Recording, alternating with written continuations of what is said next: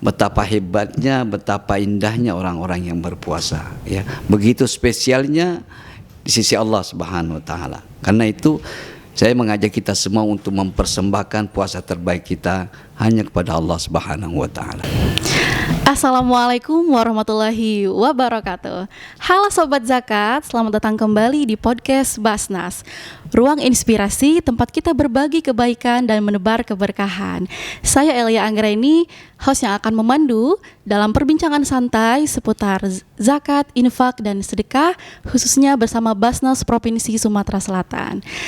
Nah, Sobat Zakat sekalian, hari ini kita akan membahas tema yang sangat spesial, yakni tentang zakat dan puasa dalam meraih keberkahan Ramadan. Nah, untuk membahas seputar tema ini, tentunya saya kali ini sudah ditemani oleh seorang narasumber yang sangat spesial, yakni Bapak Idham Idrus SAG selaku Wakil Ketua 3 Basnas Provinsi Sumatera Selatan.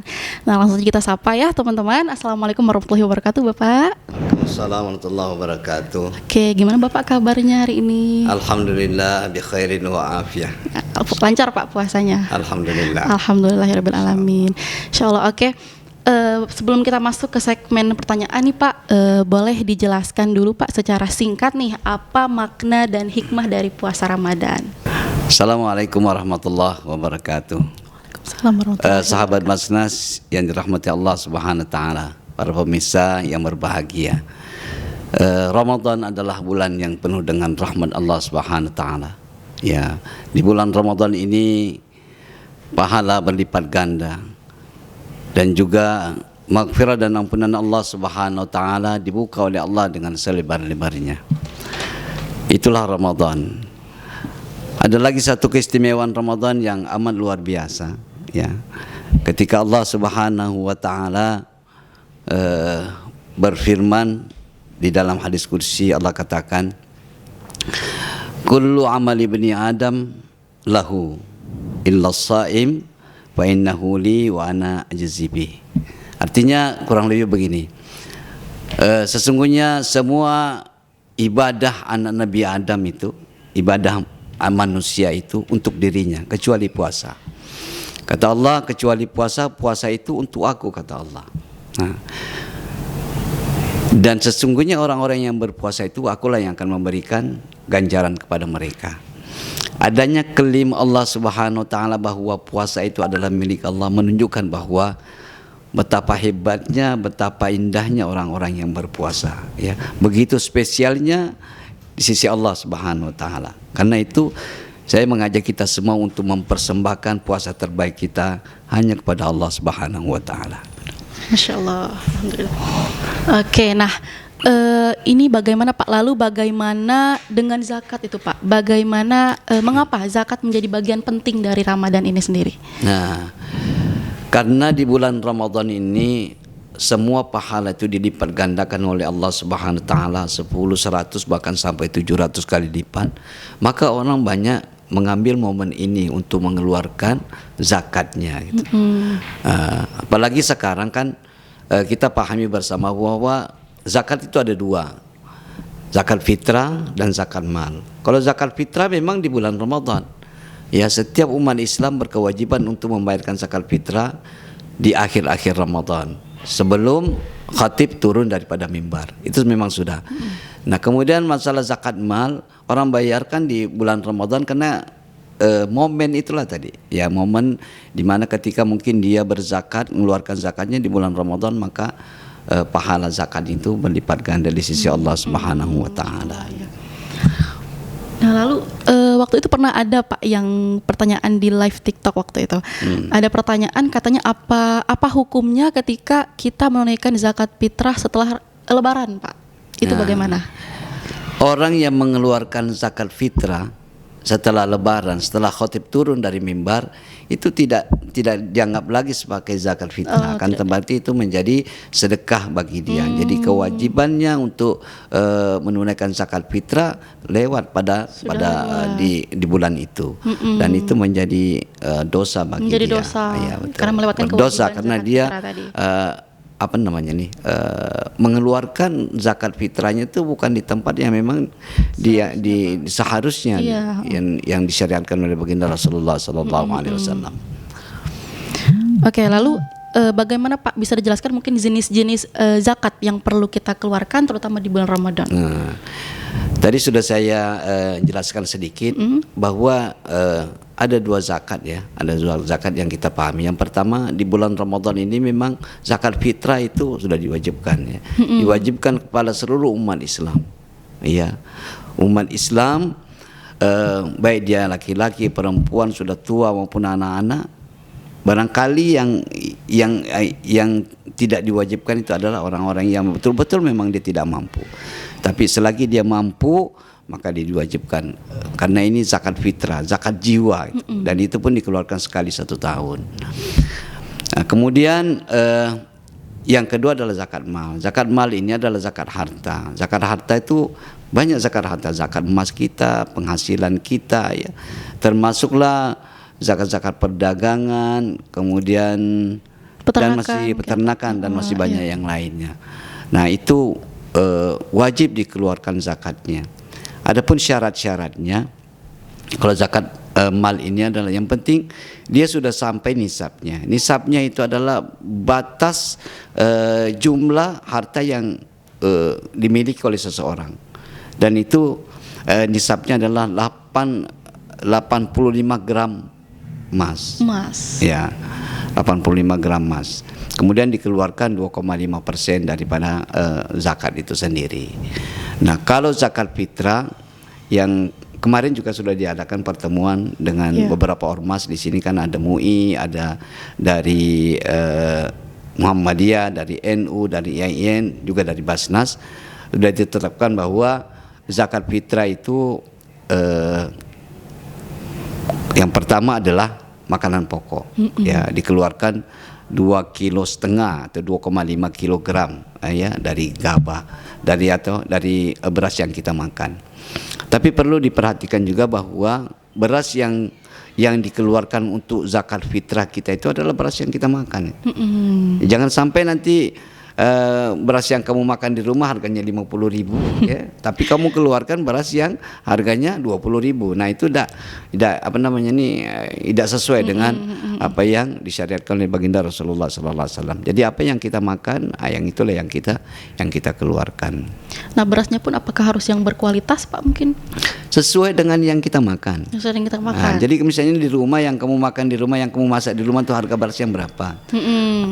Kalau misalnya harga beras yang kamu makan di rumah harga 50.000, maka juga harus mengeluarkan zakat fitrahnya dengan harga beras tersebut. Ya, betul. Ya, boleh dengan beras, boleh juga dengan uang, atau diukur dengan uang.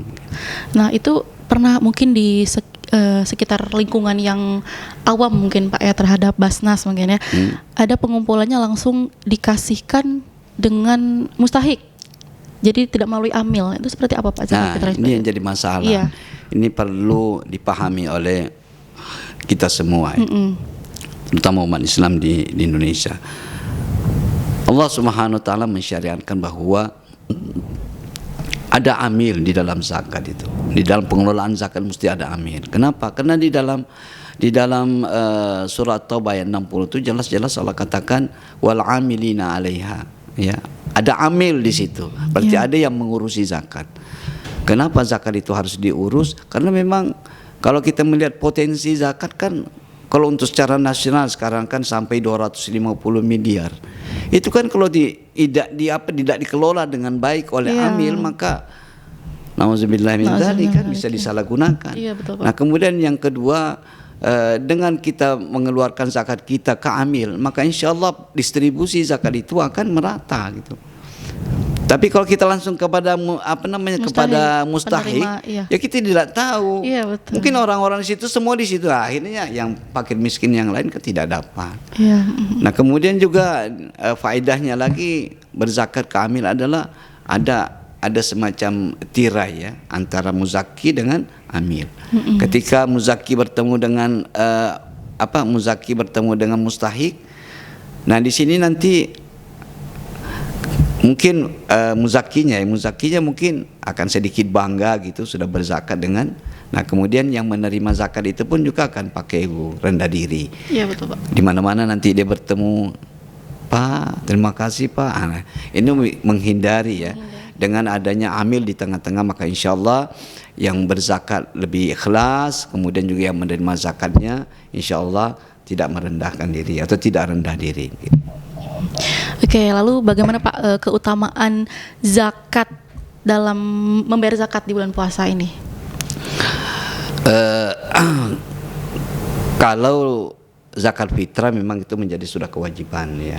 Nah, sekarang tinggal kita saja boleh berzakat, mengeluarkan zakat fitrah itu di awal, atau paling tidak ketika memang sudah UPZ itu sudah buka untuk menerima zakat, maka bayarlah di awal-awal. Supaya apa? Supaya biar zakat kita cepat sampai ke mustahiknya gitu, daripada nanti sudah menjelang hari raya, apalagi pagi-pagi hari raya itu baru sibuk mau mengeluarkan zakat, siapa lagi yang akan yang ini siapa lagi yang akan menyampaikan zakat kita ke para mustahik, dan mustahik juga pun tidak bisa ngapa-ngapa kan? Betul. Padahal kalau misalnya di awal-awal, kalau misalnya mereka berasnya ada di rumah, mungkin bisa ditukar dengan uang untuk beli kebutuhan-kebutuhan yang lain. Kemudian masalah zakat mal tadi sudah disampaikan bahwa apapun yang kita perbuat atau amal apapun yang kita lakukan di bulan suci Ramadan ini akan dilipat gandakan pahalanya di sisi Allah Subhanahu wa Ta'ala. Ya, lalu apakah ada Pak waktu yang khusus gitu ketika kita untuk menunaikan zakat fitrah itu? Waktu yang afdol misalkan. Waktu yang afdol ya, ulama berbeda pendapat. Ada yang mengatakan di hari Idul Fitri itu sebelum khatib dari mimbar, ini mengatakan begitu. Tapi ada juga yang mengatakan tidak juga seperti itu. Intinya adalah bagaimana supaya zakat itu bisa sampai ke mustahik dan betul-betul untuk kebutuhan mereka di hari raya tersebut. Betul. Jadi jangan kesannya mendadak macam itu kan. Jadi kalau misalnya 2 hari atau 2 hari atau 3 hari sebelum Lebaran kan itu kan mungkin itu lebih baik, kemudian lebih sangat bermanfaat untuk mustahik. Ya, betul Pak. Lalu Pak, bagaimana cara kita memastikan zakat itu sampai gitu Pak, benar-benar sampai kepada yang berhak atau mustahik penerima manfaat dari zakat tersebut? Nah, karena kita sekarang ini rata-rata di bulan Ramadan ini kan masjid-masjid kan sudah ada UPZ-nya. UPZ-nya. Makanya sebaik-baiknya kita langsung ke UPZ. Kenapa? Karena di UPZ itu mereka sudah ada data itu. Data mustahik yang ada di lingkungannya itu sudah ada. Ada berapa asnaf di situ, mereka juga sudah punya datanya itu. Nah, dengan kita berzakat melalui UPZ, maka insya Allah dipastikan zakat itu akan terdistribusi dengan baik. Artinya zakat itu tidak menumpuk di satu tempat, tapi itu akan merata. Dan semua mustahik ya, golongan mustahik yang ada di daerah itu insya Allah akan mendapatkan. Karena para pengurus UPZ sekarang kan banyak yang di SK-kan oleh Basnas Kabupaten Kota, dan itu mereka sudah mendapatkan bimbingan bagaimana teknis cara pengelolaan UPZ di masjid-masjid maupun di musala. Oke. Nah, itu tadi penjabaran dari Pak Idham. Nah, langsung kita akan beralih ke live TikTok mungkin Pak, karena ada sebagian penonton yang bertanya. Jadi ini Min, tahun ini untuk zakat fitrah bayar berapa?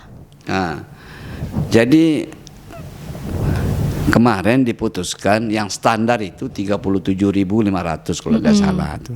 Tapi sekali lagi saya sampaikan ya, bahwa mengeluarkan zakat fitrah itu sesuai dengan yang kita makan, sesuai yang kita konsumsi di rumah. Kalau harga berasnya misalnya 50.000 misalnya, berarti 50.000 dikali 2,5 berarti kurang lebih 100.000 lebih kan. Tapi kalau misalnya beras yang 20 kilo beras yang 20.000 kali 2,5 berarti sekitar 50.000. Nah, jadi tidak ada standar sebenarnya. Tidak ada standar Standarnya tidak sebenarnya. ada, tapi yang jelas sesuai dengan beras yang kita makan di rumah. Berapa harganya kemudian kalikan aja nanti. Dikalikan saja Dikurskan dengan uang 2,5 atau 2 kilo setengah Ya, kilogram beras. Ya, ya. Lalu Pak, ini ada pertanyaan lagi. Fidyah itu kriteria seperti apa dan berapa besar yang harus dibayar? Nah, kalau fidyah ini ya, fidyah berbicara tentang fidyah. Fidyah itu Allah Subhanahu wa taala memberikan kelonggaran kepada mereka-mereka yang pertama sakit. Dan sakitnya itu memang dalam 1 tahun itu memang kira-kira bisa sembuh lah. Nah, tapi kalau dia bisa sembuh dalam 1 tahun itu maka dia tidak boleh bayar fidyah kan, tetapi dia harus mengqadha salatnya, puasanya. Nah, fidyah ini dikhususkan kepada para lansia kan, para lansia yang memang tidak bisa puasa dalam 1 tahun, memang tidak ada kesempatan lah untuk dia puasa. Nah, sehingga dia bisa membayar fidyah. Fidyah itu memberikan makan kepada fakir miskin, ya. Kalau kemarin di pertemuan kita kemarin dengan Ormas MUI dengan ormas yang lain itu ditentukan 40.000 satu hari. 40 hari. Jadi hitungannya memberi makan itu 3 kali kepada fakir miskin. Makan siang itu 15.000, kemudian makan malam 15.000 juga. Nah, kemudian 10.000-nya sarapan pagi gitu. Jadi klop 15 tambah 15 30 tambah 10.000 menjadi 40.000. 40.000. Ya. Oke. Nah, lalu Pak, apakah ada tantangan dalam pendistribusian zakat ini? Lalu bagaimana cara mengatasinya, Pak? Tantangan yang kita lihat sekarang ini untuk Basnas ya, untuk Basnas adalah data mustahik gitu. Ya, data mustahiknya kadang-kadang tidak tak masuk ke kita gitu kan, data-data itu. Sehingga kadang-kadang zakat sudah ada tapi kemana mau disalurkan itu agak susah juga gitu kan. Tapi sekali lagi memang kalau untuk zakat fitrah lebih baik berzakat langsung ke masjid di sekitar kita sendiri, karena di situ memang sudah database-nya sudah ada. Tapi kalau misalnya kita di provinsi ini ya paling-paling kita ngoper ke kabupaten kota juga gitu. Saya kira kalau untuk pendistribusian maupun yang lain-lainnya, saya kira tantangannya nggak begitu berat lah. Tidak gitu ya, hampir ya, bisa diakomodir semua gitu. Nah, itu tadi Sobat Zakat, penjelasan dari Pak Idham yang sangat luar biasa mengenai zakat, mengenai puasa. Mungkin ada satu lagi Pak. Jadi bagaimana sih Pak cara kita untuk menjalankan puasa di bulan Ramadan ini dan juga untuk senantiasa membayar zakat agar lebih optimal di bulan puasa ini? Para pemirsa yang dirahmati Allah Subhanahu wa taala, ya supaya kita maksimal ya di dalam menunaikan puasa kita maupun kewajiban-kewajiban lain yang Allah bebankan kepada kita atau yang Allah wajibkan kepada kita. Yang pertama bahwa memang kita harus mengetahui dulu. Jadi harus banyak baca lah gitu ya, terkait masalah Ramadan, terkait juga dengan masalah zakat. Kenapa? Karena dengan kita paham, memahami Ramadan, memahami puasa, ya otomatis kita akan lebih lebih enak gitu di dalam kita melaksanakan kewajiban kita gitu. Itu yang pertama. Kemudian yang kedua, pasang niat dengan baik. Ya, pasang niat dengan baik bahwa kita melaksanakan kewajiban kita ini semata-mata karena Allah Subhanahu wa taala. Ya. Kalau di dalam hadis Nabi katakan, ya, man shama ramadhana imanan wa ihtisaban ghufirallahu ma taqaddama min dzambi. Barang siapa yang berpuasa dengan iman dan ihtisab. Nah, iman ini adalah berpuasa dengan iman itu seperti apa? Berpuasa bahwa dia yakin sesungguhnya bahwa syariat puasa itu datangnya dari Allah Subhanahu wa taala. Kemudian ihtisab, apa artinya ihtisab? Ihtisab dia berpuasa semata-mata mengharapkan ridha Allah Subhanahu wa taala, bukan karena yang lain, bukan ingin dikatakan ini dan itu, bukan, tapi betul-betul ihtisab. Ihtisab itu. Makanya orang-orang yang berpuasa dengan iman wal ihtisab, apa kata Allah, apa kata Rasulullah di akhir sabdanya, ghufirallahu ma taqaddama min dhanbi. Maka Allah ampunkan segala dosa-dosanya yang telah lalu. Artinya bahwa apa? Yang pertama bahwa kita harus punya pengetahuan, ya. Yang kedua kita melaksanakan kewajiban kita dengan iman, kemudian mengharapkan semata-mata mengharapkan ridha Allah Subhanahu wa taala. Kemudian yang ketiga kita memperbaiki akhlak kita, ya. Karena akhlak itu sangat menunjang di dalam ibadah kita. Akhlak itu kan banyak itu, mulai dari melatih kesabaran, itu bagian daripada akhlak. Kemudian melatih keyakinan kita, kemudian dengan ilmu pengetahuan, kemudian juga banyak hal, ya, banyak hal. Sehingga kalau kita memahami semua itu, ya, kita bisa sabar. Insya Allah mudah-mudahan puasa kita di tahun ini akan lebih bermakna dan mudah-mudahan betul-betul diterima dan diijabah di sisi Allah Subhanahu wa taala. Amin. Nah, Masya Allah, banyak sekali ternyata ya teman-teman, sobat zakat sekalian, ilmu yang kita dapatkan pada hari ini tentunya di segmen kita bersama Pak Idham, dan juga sobat bahasa sekalian, tunggu apa lagi? Mumpung lagi bulan Ramadan, tempat kita untuk berlomba-lomba dalam mencari keberkahan, dalam menambah pahala tentunya, melatih kesabaran juga. Sempatkanlah dan wajib juga kan Pak untuk berzakat melalui Basnas. Jadi nanti juga akan ada kolom deskripsi di video ini. Platform Basnas juga banyak sekali tentunya tempat kita untuk berzakat ke Basnas, baik itu cara offline maupun online.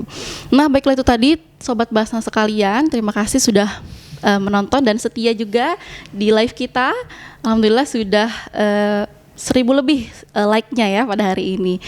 Nah, itu tadi Bapak, terima kasih untuk waktunya sudah datang dan menghadirkan meluangkan waktunya mungkin Pak ya, sudah hadir dalam podcast kita pada hari ini. Alhamdulillah, terima kasih Bapak.